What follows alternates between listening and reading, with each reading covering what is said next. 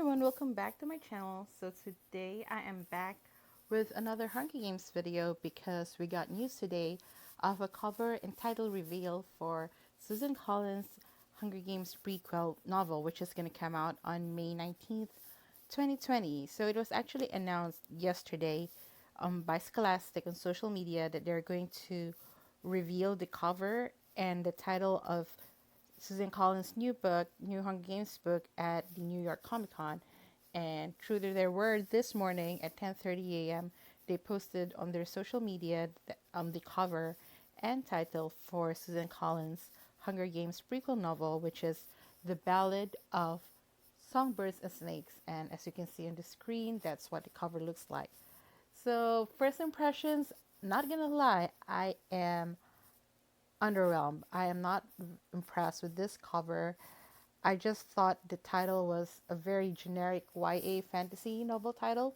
Like every other YA fantasy novel is titled the same way, The Blank of Blank and Blank. And it was just, I don't know, it was very generic, and it also kind of don't fit into the style and tone of the Hunger Games novel, at least the original trilogy. I was expecting like a one word, maybe two word title like the original trilogy was, but I was kind of disappointed with the title. I mean, you could even see in the cover, it barely fits the cover page. It's just too big, and it's not even styled nicely because they want to keep the same font that they used for the original trilogy. And it just looks bad. It's not even like styled properly. And then, yeah, and just the art itself, the logo itself is just like, it's poorly done graphic design. It reminds me of the meme on Tumblr that says graphic design is my passion, but then it's like it comes with a really poorly made Microsoft Paint style graphic. It's hilarious. And I don't know, if I was gonna give it a score, it would be like 5 out of 12. And it just looks like a weird mashup of a Gryffindor, Slytherin, House Sigil, but not quite. And it looks like a Hunger Games parody novel, to be honest. Like, that was the first thought that came to my mind. And I was like telling my friend, if I saw this book on Goodreads or in a bookstore, and I didn't know it was by Suzanne Collins, and I didn't know that this was a Hunger Games prequel novel, I would never give it a second look. I would never pay any attention to it because it looks like a generic, cheap YA fantasy novel. But yeah, I mean, I still giving it a benefit of the doubt. Of course, I'm still gonna read it. I'm still gonna buy it. But I'm just disappointed with the title and cover reveal. It just didn't live up to my expectations. And Scholastic also confirmed the setting of the book, because if you remember from my last video, I couldn't really find any confirmation on people saying what the book was going to be about, but Scholastic confirmed on their website and on their Instagram account that it is going to take place 10 years after the Dark Days. Basically, it's going to take place during the morning of the 10th Hunger Games. That's where the book's going to open up, and it's going to take place 64 years before the original trilogy. So, yeah, it's around the 10th Hunger Games. And people are still speculating that, oh, it's going to be Mags, it's going to be, and based on the title now, so, oh, it's going to be about President Snow. It's just like basing it on the title, it's really not going to be either of those two. I'll be very disappointed, and it's just not going to add up in my head if it was about Mags. I'm already bored. I mean, I love Mags. I think she was a wonderful character in Catching Fire, but I just don't find her a compelling character enough to have a storyline around her. And there's so many other characters in the series that we met that deserve their own Hunger Games book, and I don't think Mags is my first choice for that. I mean, President Snow, that will be interesting. Honestly, in my previous videos, I think I talked about I wanting Snow and Alma Coin to be the focus of the prequel. But again, just given the timeline, it's just really impossible, because I think during the 10th Hunger Games, President Snow was like a child, maybe a teenager at most. So it's not really feasible for it to be centered around him unless Of course, the book span many years. It's not just going to focus on a single year. And also the book jumps into multiple timelines. Like it goes all the way back to the past and it jumps into the future and stuff like that. And it's not just going to be focused on the 10th Hunger Games, which is kind of like my hope it is. Because I feel like if it's just going to be a Hunger Games novel, you know, just like arena, what's the arena it's going to be like, what are tributes going to be like, it's just going to be a really boring novel. But I don't think it's going to be given the themes Susan Collins said she wants to tackle in this prequel, and I think it's really more about Pan Am as a whole than just about the games. So those are just like my quick first impressions of the cover and title reveal, and let's just dig a little bit deeper onto the title and onto the cover design. So for the title, The Ballad of Songbirds and Snakes.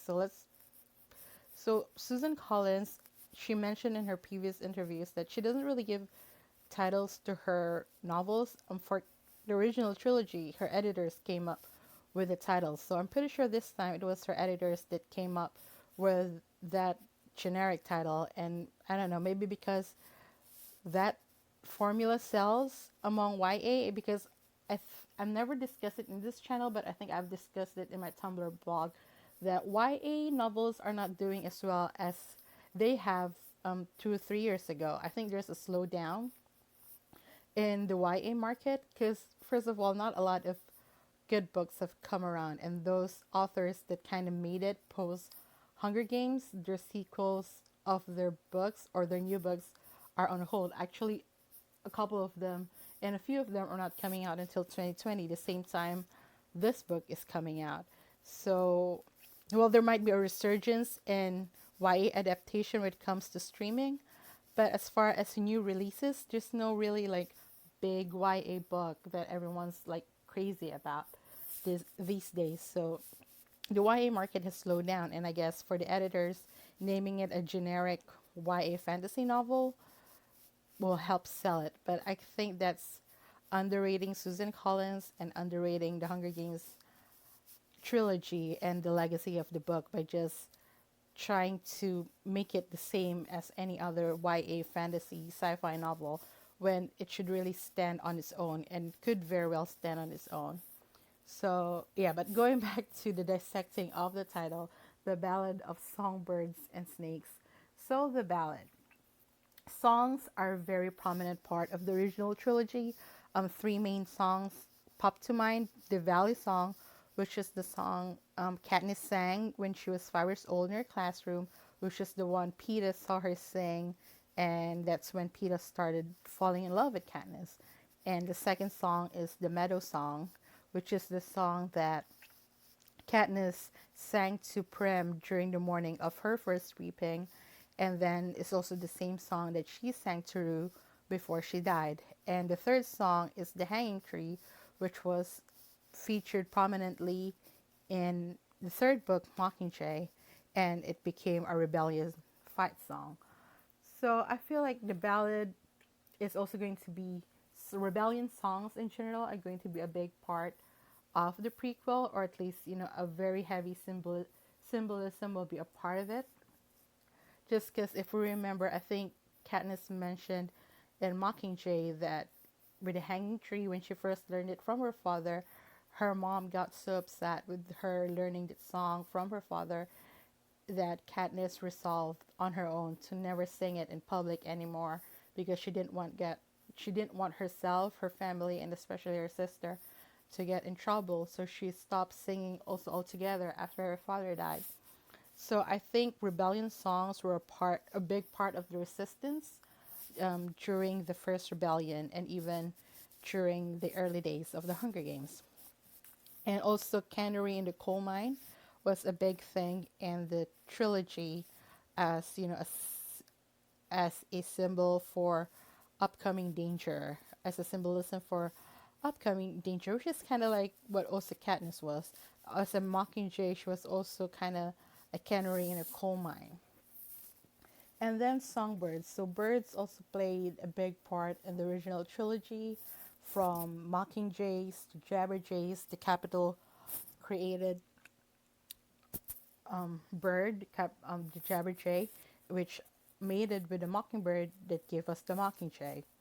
And other than that, hummingbirds also play a big part, which also inspired a weapon that was designed by Beatty in Mockingjay, and also, like I mentioned, in the the cannery in the coal mine imagery and symbolism throughout the Hunger Games series. So, and then Snake is immediately associated with President Snow because that's how Katniss described President Snow as being snake-like, especially his eyes, the way he hisses when he talks, and and as Phoenix said, poison is his preferred choice of weapon, so kind of like a venomous snake using poison. And as for Katniss as well, snakes plays a big part in her nightmares, and she always dreams of a pit of snakes, being attacked by snakes. And both Peeta and Katniss also describe places that are known and sinister to them as possibly having snakes. Like that's how Katniss described the unknown parts of District 12 woods. That's how Peeta described where Thresh hid while they were in the arena. So, as you can see from the quotes that I'm throwing up on the screen, in reference to Snake and those symbolisms and those references. So yeah, and also as a whole, the Ballad of Songbirds and Snakes also evokes some biblical imagery and biblical references for me. I don't know if you see that. For me, it kind of like evokes a feeling of a biblical reference or biblical imagery when it comes, like, I guess because this is a prequel, Garden of Eden, Snake, and stuff like that. And then, which leads me to talk about the art. So the art, that was like really disappointing. I don't think it's a well drawn graphic. I think it could be even more polished. And I mean, it's 2019. Like, Photoshop has gotten so much better these days. So I think like someone could come up with a better graphic design for the cover, even if they want to stay in line with the previous covers of the trilogies. So the bird itself is gold. It has a long beak and it has a long crest, and its feathers are folded in. It's not like spread out.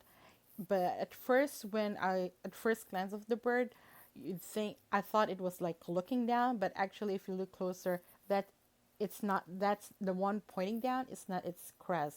The one pointing down. It's not its beak. It's its crest. It's actually looking up, and it's facing upwards, and its claws are not on an arrow like the previous covers, at least for Hunger Games and Catching Fire, but it's holding onto a what I can assume is a vine or a branch, and then underneath is its snake, which is also wrapped around the branch that's connected to the bird. And when it comes to the snake is like, I don't think there's anything particular that stood out for me. It's just like, wrap around the vine. It's also gold. It's underneath the bird, and it's not wrapped around the bird, or it's not circling the bird, or it's not entrapping the bird in any way. It's just under it. So it's kind of like, a lurking evil or sinister underneath the bird. And then surrounding them and what they're grabbing onto is this thorny looking vine or branch. Not really sure, or even if it's actually a branch, it might be like a metal crown or something. And even though there's no arrow in the logo or art itself, you could see from the green and black circles that it looks like a shooting target. So that's kind of like a relation to the arrow.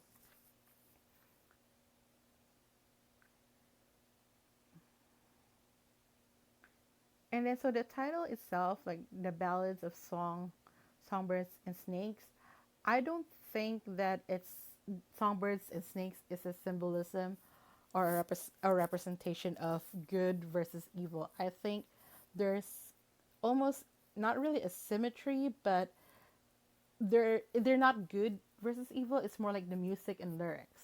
They coexist in order to survive.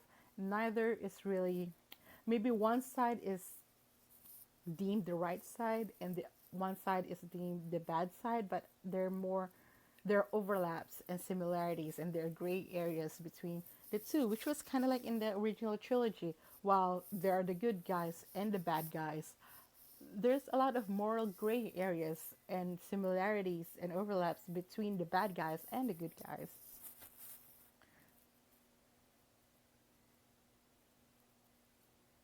So when it comes to the colors, gold in the original trilogy, it symbolizes Team Mockingjay. So I, so and it also symbolizes the Mockingjay pin. So I think it's just a continuation of that here. And then green immediately is the association with President Snow because of the snake thing. But then green is also Katniss's favorite color. Green is the color of the woods, of the forest, of nature, which is, associated with good things as well. So that's why I said like snake, not necessarily all evil, songbird not necessarily all good, because like songbird could be the mockingjay, but it could also be the capital mud creation. It could also be the bird that inspired weapons of mass destruction. So it's not necessarily purely good and purely evil when it comes to the when it comes to the symbolism and representation of songbirds and snakes. So as far as theories for the book based on the cover and title, like I said, because of Scholastic confirming the setting of the book and just based on the title, it kind of throws off a lot of the theories I had for the prequel. It just doesn't really fit anymore with what the prequel is supposed to be, at least based on the little information that we have. I still hope that the it starting the morning of the 10th Hunger Games is really just a misdirect. I mean, I think they gave that out as a freebie just to let us focus. Oh, it's going to be about the 10th Hunger Games. It's going to be a particular victor's Hunger Games, when it's really not going to be about that. And I still hope, like I mentioned earlier, that it's going to jump into multiple timelines, or the book is going to span several years, not just the year of the 10th Hunger Games. And I still think there's going to be new characters mostly. I don't think it's going to be Mag's book. I mean, as much as I would like it to cover President Snow, like I said, it just doesn't fit in the timeline. And whoever the new characters are, my hope is there's no direct correlation or ancestral line that's connecting them to the original trio, which is Katniss, Peeta, and Haymitch. I just think it's gonna cheapen the original trilogy, especially the character of Katniss, just because Katniss then becomes a predestined chosen one when she was never really meant to be a chosen one. In the first trilogy, she was just an average girl who could be anyone. That's what made her so relatable. She could be me, she could be anyone. She was not really special, quote unquote, but she had, or particularly skilled. I mean, she's decent with a bow and arrow, but she's a pretty much average normal girl who's thrust into the situation that she didn't want to be a part of, but she rose up to the occasion in order to save her loved ones and save Panem in the process. So that was the great appeal of Katniss Everdeen. She was a reluctant hero. She wasn't a typical chosen one. So for the new characters to be a direct line to Katniss, it just like blew that all out of the water of her being just, an average girl rising up to the occasion and not being a superhero. So yeah, and I feel like the new characters should really stand on their own and be their own thing and not be so tied to the original trilogy. But yeah, so those are my thoughts on the cover and title reveal of the Hunger Games novel. Yeah, disappointed with the title. The design could be better. I hope they polish it up before the book releases. But I still want to read this book, of course. I'm still looking forward to it. But let me know down in the comments what are your reactions to the cover and title reveal, and what are your ideas for the upcoming Hunger Games prequel book by Suzanne Collins. So that's it, and I'll see you in the next video when more news comes about the book. Bye!